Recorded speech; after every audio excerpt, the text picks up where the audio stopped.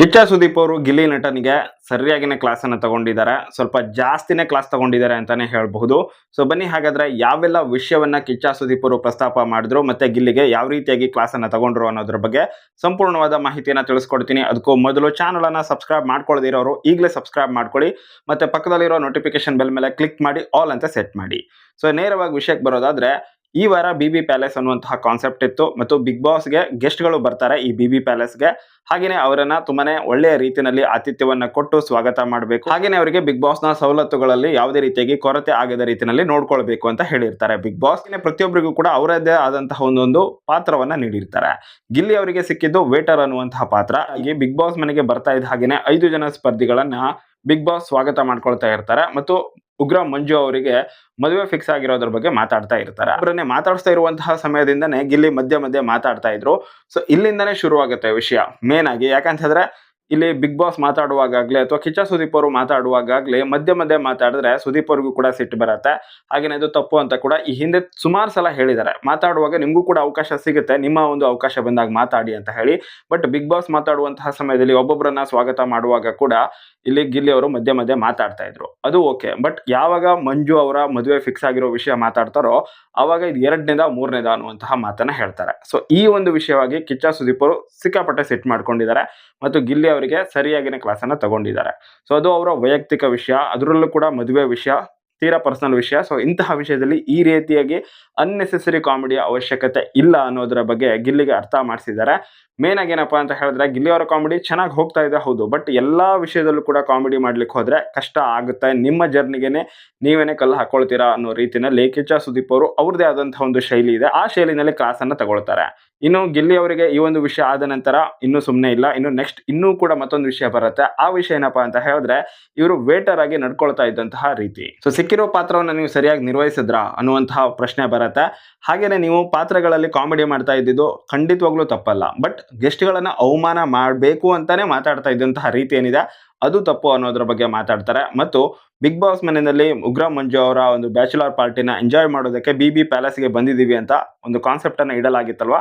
ಈ ಒಂದು ಕಾನ್ಸೆಪ್ಟ್ ಅಲ್ಲಿ ಉಳಿದವರೆಲ್ಲ ಬಿಟ್ಟಿ ಊಟ ಮಾಡ್ಲಿಕ್ಕೆ ಬಂದಿದ್ದಾರೆ ಅನ್ನೋ ರೀತಿಯಲ್ಲಿ ಗಿಲ್ಲಿ ಮಾತಾಡಿದ್ದರ ಬಗ್ಗೆ ಕೂಡ ಕಿಚ್ಚ ಸುದೀಪ್ ಅವರು ಸಿಟ್ಟಾಗಿದ್ದು, ಅಲ್ಲಿ ಕೂಡ ಊಟದ ವಿಷಯ ಅಂತ ಬಂದ್ರೆ ಕಿಚ್ಚ ಸುದೀಪ್ ಅವರು ಸಿಟ್ಟು ಆಗೇ ಆಗ್ತಾರೆ. ಸಖತ್ ಸೆಟ್ ಮಾಡ್ಕೊಂಡಿದ್ದಾರೆ ಗಿಲ್ಲಿ ಅವರ ಮೇಲೆ ಈ ವಿಷಯವಾಗಿ. ಹಾಗೇನೆ ಸರಿಯಾಗಿನೇ ಕ್ಲಾಸ್ ಅನ್ನ ತಗೊಳ್ತಾರೆ ಅಂತಾನೆ ಹೇಳ್ಬಹುದು. ಹಾಗೇನೆ ಇದು ಅವಶ್ಯಕತೆ ಕೂಡ ಇತ್ತು, ಸರಿಯಾಗಿದೆ ಕೂಡ. ಬಟ್ ಇದನ್ನ ಗಿಲ್ಲಿ ಸರಿ ಮಾಡ್ಕೊಂಡಿದ್ದಾನೆ ನೆಕ್ಸ್ಟ್. ಸೊ ಹೀಗಾಗಿ ಮೊದಲು ಯಾವ ವಿಷಯಕ್ಕೆ ಕ್ಲಾಸ್ ತಗೊಳ್ಬೇಕೋ ಆ ವಿಷಯಕ್ಕೆ ಕ್ಲಾಸ್ ಅನ್ನ ತಗೊಳ್ತಾರೆ.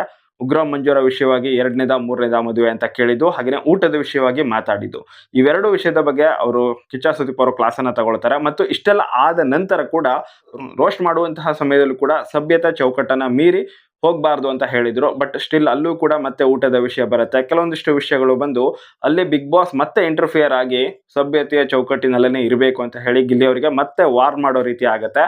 ಸೊ ಇದೆಲ್ಲ ವಿಷಯವಾಗಿ ಕಿಚ್ಚ ಸುದೀಪ್ ಅವರು ಸಿಕ್ಕಾಪಟ್ಟೆ ಸಿಟ್ ಮಾಡ್ಕೊಂಡಿದ್ದು, ಯಾವುದೇ ಒಂದು ವ್ಯಕ್ತಿಗೆ ಬಿಗ್ ಬಾಸ್ ಮಧ್ಯ ಬಂದು ಪದೇ ಪದೇ ಹೇಳೋ ರೀತಿ ಮಾಡಿಸ್ಕೊಂಡಿದ್ರಲ್ಲಿ ನೀವು ಕೂಡ ಒಬ್ರು ಅನ್ನೋ ರೀತಿಯಲ್ಲಿ ಗಿಲ್ಲಿ ಅವರಿಗೆ ಹೇಳ್ತಾರೆ.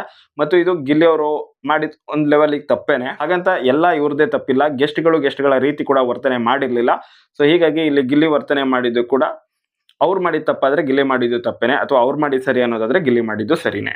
ಸ್ಟಿಲ್ ಈ ಒಂದು ಕ್ಲಾಸ್ ಅನ್ನ ತಗೊಳ್ಳೋ ಅವಶ್ಯಕತೆ ಇತ್ತು. ಯಾಕಂತಂದ್ರೆ ಬಿಗ್ ಬಾಸ್ ಕನ್ನಡ ಸೀಸನ್ ಅನ್ನೋದೇನಿದೆ ಇದು ವ್ಯಕ್ತಿತ್ವದ ಶೋ ಆಗಿರೋದ್ರಿಂದ ಅಲ್ಲಿ ಗಿಲ್ಲಿ ಅವರಂತೂ ಎಲ್ಲಾ ವಿಷಯದಲ್ಲೂ ತುಂಬಾನೇ ಚೆನ್ನಾಗಿದ್ದಾರೆ. ಬಟ್ ವ್ಯಕ್ತಿತ್ವವನ್ನ ಕೂಡ ಸ್ವಲ್ಪ ಇಂಪ್ರೂವ್ ಮಾಡ್ಕೊಳ್ಬೇಕು.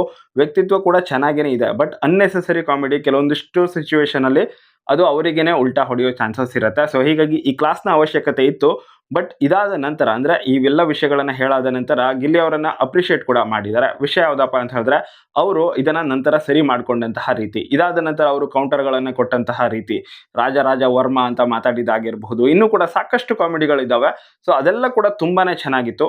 ಬಟ್ ಇಂತಹ ಅನ್ನೆಸೆಸರಿ ವಿಷಯ ಇರಲಿಲ್ಲ ಅಂದಿದ್ರೆ, ಅಷ್ಟೇ ವಿಷಯಗಳಿದ್ದಿದ್ರೆ ಹೆಂಗ್ ಕಾಣಿಸ್ತಾ ಇತ್ತು ಈ ವಾರ ಇನ್ನೂ ಕೂಡ ಸೂಪರ್ ಆಗಿರ್ತಾ ಇತ್ತಲ್ವಾ. ನಿಮ್ಮಿಂದ ಇನ್ನೂ ಕೂಡ ಒಳ್ಳೆ ಎಂಟರ್ಟೈನ್ಮೆಂಟ್ ಸಿಗ್ತಾ ಇತ್ತು, ಒಳ್ಳೆ ರೀತಿನಲ್ಲಿ ಈ ಒಂದು ಟಾಸ್ಕ್ ಹೋಗ್ತಾ ಇತ್ತು. ಮತ್ತು ನಿಮ್ಮಿಂದಾಗಿ ಬೇರೆಯವರಿಗೆ ಪಾಯಿಂಟ್ಸ್ ಬೇರೆ ಕಟ್ ಆಗ್ತಾ ಇದೆ. ಅದರಲ್ಲೂ ಕೂಡ ನಿಮ್ಗೆ ಅರ್ಥ ಮಾಡ್ಕೊಳ್ಳಿಕ್ಕೆ ಆಗಿಲ್ವಾ ಅನ್ನೋ ರೀತಿನಲ್ಲಿ ಮೊದಲು ಅವರಿಗೆ ಗಿಲ್ಲಿ ಅವರಿಗೆ ಅವರು ಮಾಡಿರುವಂತಹ ಎಲ್ಲಾ ತಪ್ಪುಗಳನ್ನ ಮನವರಿಕೆ ಮಾಡಿಸಿ ಅವ್ರು ಮಾಡಿರುವಂತಹ ಒಳ್ಳೆ ಕೆಲಸದ ಬಗ್ಗೆ ಕೂಡ ಮಾತಾಡಿದ್ದಾರೆ. ಸೊ ಟೋಟಲ್ ಆಗಿ ಈ ವಾರ ಗಿಲ್ಲಿಗೆ ಒಂದು ರೀತಿಯಾಗಿ ಸಖತ್ ಕ್ಲಾಸ್ ಅನ್ನ ಹೊಂದಿರುವಂತಹ, ಸಖತ್ ಅಪ್ರಿಸಿಯೇಷನ್ ಅನ್ನ ಹೊಂದಿರುವಂತಹ ಓವರ್ ಆಲ್ ಆಗಿ ಎಲ್ಲಾ ವಿಷಯಗಳನ್ನ ಒಳಗೊಂಡಿರುವಂತಹ ಒಂದು ವಾರ ಅಂತಾನೆ ಹೇಳ್ಬಹುದು ಗಿಲ್ಲಿಗೆ. ಮತ್ತು ಇದು ತೀರಾ ಅವಶ್ಯಕತೆ ಇತ್ತು. ಮತ್ತೆ ಗೆಸ್ಟ್‌ಗಳು ಬಂದಿದ್ದು ಒಂದ್ ರೀತಿನಲ್ಲಿ ಗಿಲ್ಲಿಯ ಫ್ಯಾನ್ಸ್‌ಗೆ ಸಖತ್ ಬೇಜಾರಾಗಿರಬಹುದು. ಬಟ್ ಈ ಸಮಯದಲ್ಲೇನೆ ಬಂದಿದ್ದು ತೀರಾ ಒಳ್ಳೆಯದಾಯ್ತು ಅನ್ನೋದು ನನ್ನ ಒಂದು ಒಪಿನಿಯನ್. ಯಾಕೆಂತ ಹೇಳಿದ್ರೆ ಈ ಸಲದ ಸೀಸನ್ ಅನ್ನ ವಿನ್ ಆಗೋದಕ್ಕೆ ಗಿಲ್ಲಿ ಹತ್ರ ಎಲ್ಲ ಅರ್ಹತೆ ಕೂಡ ಇದೆ. ಬಟ್ ಒಂದೇ ಒಂದು ವಿಷಯ ಅವ್ರಿಗೇನಾದ್ರೂ ತಡೆ ಮಾಡ್ತಾ ಇತ್ತು ಅಂತ ಹೇಳಿದ್ರೆ ಅದು ಅನ್ನೆಸೆಸರಿ ವಿಷಯದಲ್ಲಿ ಅಥವಾ ಒಬ್ಬರನ್ನ ತೀರಾ ಪರ್ಸನಲ್ ವಿಷಯದಲ್ಲಿ ಒಂದೊಂದು ಸಲ ಅವ್ರು ಮಾತಾಡುವಂತಹ ರೀತಿ. ಸೊ ಅದನ್ನ ಸರಿ ಮಾಡ್ಕೊಳ್ಳೋದಕ್ಕೋಸ್ಕರನೇ ಈ ವಾರದ ಅವಶ್ಯಕತೆ ಅವ್ರಿಗೆ ತುಂಬಾನೇ ಇತ್ತು. ಮಂಜು ಅವ್ರ ವಿಷಯದಲ್ಲಿ ಆ ತಪ್ಪನ್ನ ಅವರು ಮತ್ತೆ ಮಾಡಿದ್ರು. ಬಿಗ್ ಬಾಸ್ ಇಂಟರ್ಫಿಯರ್ ಆದ್ರು. ಕಿಚ್ಚ ಸುದೀಪ್ ಕೂಡ ಇವಾಗ ಕ್ಲಾಸ್ ಅನ್ನ ತಗೊಂಡಿದ್ದಾರೆ. ಸೊ ಇದರೆಲ್ಲದರಿಂದ ಅವರು ಇವಾಗ ಸರಿ ಕೂಡ ಮಾಡ್ಕೊಂಡಿದ್ದಾರೆ. ಸೊ ಇಲ್ಲಿ ಅಶ್ವಿನಿ ಅವ್ರು ಆಗಿರ್ಬಹುದು ಅಥವಾ ಸೂರಜ್ ಅವ್ರು ಆಗಿರ್ಬಹುದು ಪದೇ ಪದೇ ಹೇಳಿದಾಗ ಅಥವಾ ಅಭಿಷೇಕ್ ಅವರು ಕೂಡ ಹೇಳಿದಾಗ ಅದಾದ ನಂತರ ಮೊದಲ 2 ದಿನ ಅಂತೂ ಅವ್ರು ತಪ್ಪು ಮಾಡಿದ್ರು. ಬಟ್ ಅದಾದ ನಂತರ ಎಲ್ಲದನ್ನು ಕೂಡ ಸರಿ ಮಾಡ್ಕೊಂಡು ಇನ್ನು ಕೂಡ ತುಂಬಾನೇ ಚೆನ್ನಾಗೇನೆ ಆಡ್ಕೊಂಡು ಕೂಡ ಹೋದ್ರು. ಸೊ ಹೀಗಾಗಿ ಇವಾಗ ಅವರು ತಮ್ಮನ್ನ ತಾವು ಸರಿ ಕೂಡ ಮಾಡ್ಕೊಂಡಿದ್ದಾರೆ. ಕಾಮಿಡಿನ ಕೂಡ ಬಿಟ್ಟಿಲ್ಲ. ಸೊ ಇವಾಗ ಗಿಲ್ಲಿಯನ್ನ ಹಿಡಿಯೋದು ಆಲ್ಮೋಸ್ಟ್ ಕಷ್ಟನೇ. ಟ್ರೋಫಿ ಗಿಲ್ಲಿದೆ ಆಗತ್ತೆ ಅನ್ನೋದು ನನ್ನ ಒಂದು ಅನಿಸಿಕೆ. ಯಾಕಂತಂದ್ರೆ ಇವಾಗ ಎಲ್ಲಾ ತಪ್ಪುಗಳನ್ನ ಸರಿ ಮಾಡ್ಕೊಂಡಿದ್ದಾರೆ. ಸೊ ಸರಿ ಮಾಡ್ಕೊಂಡಿರುವಂತಹ ತಪ್ಪೇನಿದೆ ಸೊ ಅದನ್ನ ಮತ್ತೆ ರಿಪೀಟ್ ಆಗಿ ಅದೇ ತಪ್ಪು ಮಾಡ್ದೇನೆ ಇದೇ ರೀತಿಯಾಗಿ ಮುಂದುವರ್ಸ್ಕೊಂಡು ಹೋದ್ರೆ ಗಿಲ್ಲಿಗೆ ಟ್ರೋಫಿ ಸಿಗೋದು ನನ್ನ ಪ್ರಕಾರ ಅಂತೂ ಕನ್ಫರ್ಮ್. ಬಟ್ ಈ ಸಲ ಕ್ಲಾಸ್ ಇರೋದು ಕೂಡ ಕನ್ಫರ್ಮೇನೆ. ಇಲ್ಲಿ ಕಿಚ್ಚ ಸುದೀಪ್ ಅವರಿಂದ ಕ್ಲಾಸ್ ಇದೆ ಮತ್ತು ಇದು ತೀರಾ ಅವಶ್ಯಕತೆ ಇತ್ತು. ಇದರ ಬಗ್ಗೆ ನಿಮ್ಮ ಒಪಿನಿಯನ್ ಅನ್ನ ನೀವು ಮಿಸ್ ಮಾಡದೆ ಕಾಮೆಂಟ್ ಬಾಕ್ಸ್ ಅಲ್ಲಿ ಕಾಮೆಂಟ್ ಮಾಡಿ. ಹಾಗೇನೆ ಗಿಲ್ಲಿ ನಟ ನಿಮ್ಗೆ ಇಷ್ಟನಾ ಇಲ್ವಾ ಅನ್ನೋದನ್ನ ಕೂಡ ಕಾಮೆಂಟ್ ಮಾಡೋದನ್ನ ಮರಿಬೇಡಿ ಅಂತ ಹೇಳ್ತಾ ವಿಡಿಯೋನ ಮುಗಿಸ್ತಾ ಇದ್ದೀನಿ. Thank you so much for watching. Bye.